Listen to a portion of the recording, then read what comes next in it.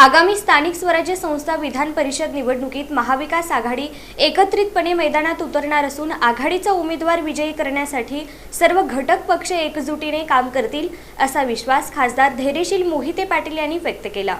आगामी स्थानिक स्वराज्य संस्था विधान परिषद निवडणुकीत महाविकास आघाडी एकत्रितपणे मैदानात उतरणार असून आघाडीचा उमेदवार विजयी करण्यासाठी सर्व घटक पक्ष एकजुटीनं काम करतील असा विश्वास खासदार धैर्यशील मोहिते पाटील यांनी व्यक्त केला।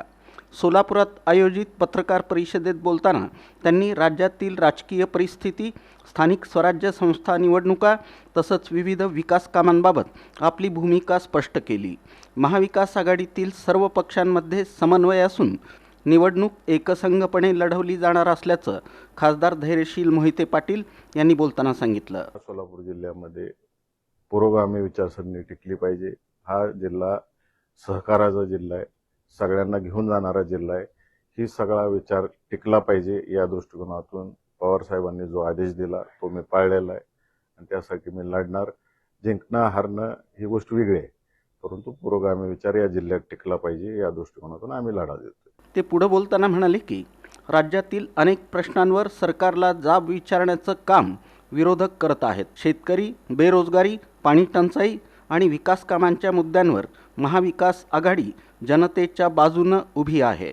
आगामी निवडणुकांमध्ये जनतेचा पाठिंबा महाविकास आघाडीला मिळेल असा विश्वासही त्यांनी व्यक्त केला। माझी शासनाला विनंती राहील की पहिलं तुम्ही शेतकऱ्यांना कोणत्या पद्धतीने शक्तीपीठ चाललेलं आहे याची सविस्तर माहिती कलेक्टरांच्या माध्यमातून दिली गेली पाहिजे। ज्या ज्या शेतातून तुम्ही शक्तीपीठ घेऊन चाललेला आहे त्याला त्याचा मोबदला काय मिळणार आहे, कोणतीही माहिती शेतकऱ्यांना दिली गेलेली नाही आणि परस्पर हे सगळं नियोजन चाललेलं आहे। हे अत्यंत चुकीचं आहे।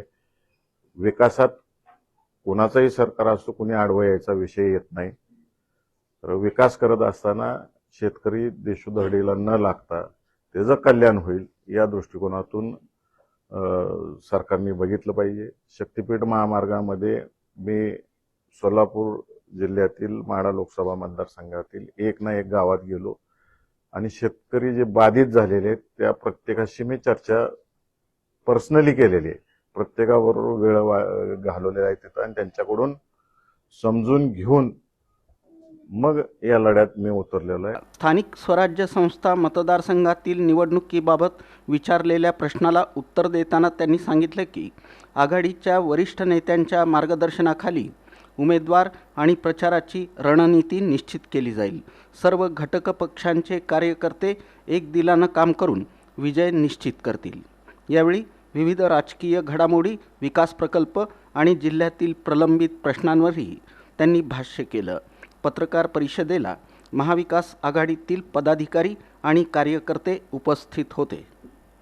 100% ग्रामपंचायतीचे इलेक्शन वेळेत व्हायला पाहिजेत, नाहीतर गेले 5-6 वर्ष आपण बघितलेलं आहे इलेक्शन थांबल्यामुळं मोठ्या प्रमाणावरती अधिकारी वर्गाने कसा भ्रष्टाचार यात केलेला आहे।